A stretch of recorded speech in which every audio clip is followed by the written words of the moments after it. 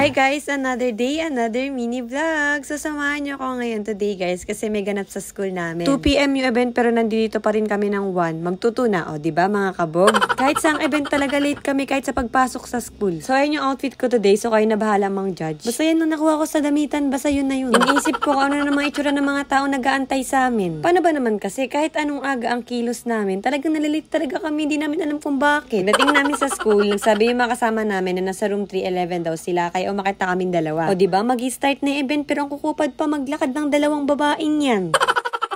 Pag akyat ko sa room, nilapag ko agad yung cellphone tapos nag-video. O diba, papansin yun?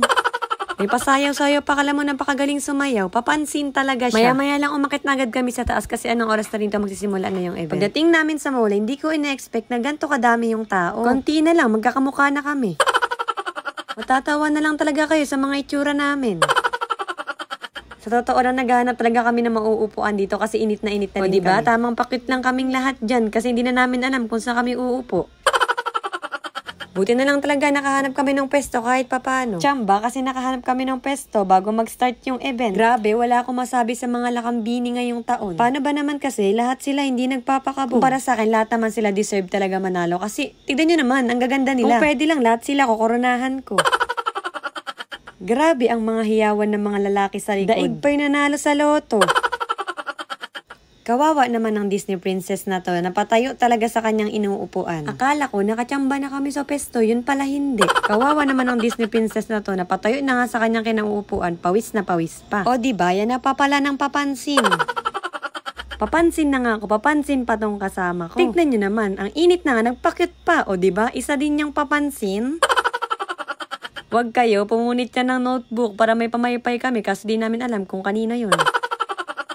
Grabe, sobrang pogi talaga ng sir namin. Wala akong masabi. Maya-maya lang, nag-start na rin magpapogi at magpa-cute ang mga lakan. Kanina, yung mga lalaki may ingay sa likod. Ngayon, ako naman.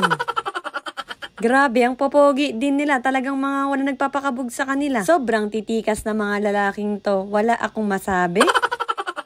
Kanina, sumayo yung mga lakambini, ngayon mga lakan naman. Grabe, masala silang pumogi nang sumayaw sila, mga ayaw talaga magpakabog.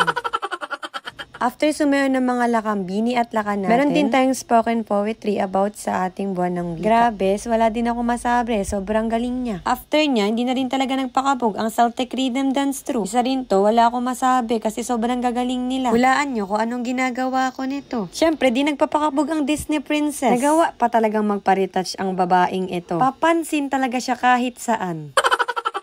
Habang nagpaparetouch ako dito, nagsisimula na rin pumesto ang mga lakan at lakambini natin. Tama na ang retouch, manood na tayo.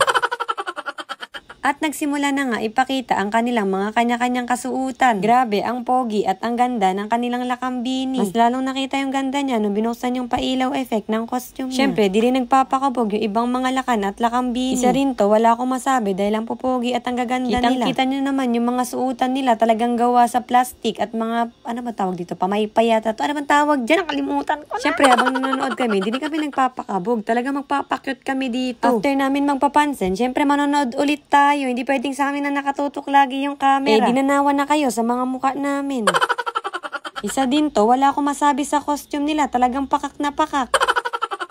By the way guys, siya pala yung nanalo sa lakan ngayong 2025-2026. Wala akong masabi kasi deserve niya talaga guys yung pwestong yun. After nyan guys, hindi ko na nabidyohan yung mga sagot nila. At yung mga ganap after nitong earthquake drill namin. Paano ba naman kasi after nyan, wala na ang babae, wala na ang papansin. Nagutom ba naman? Kaya ayun, naghanap na makakainan.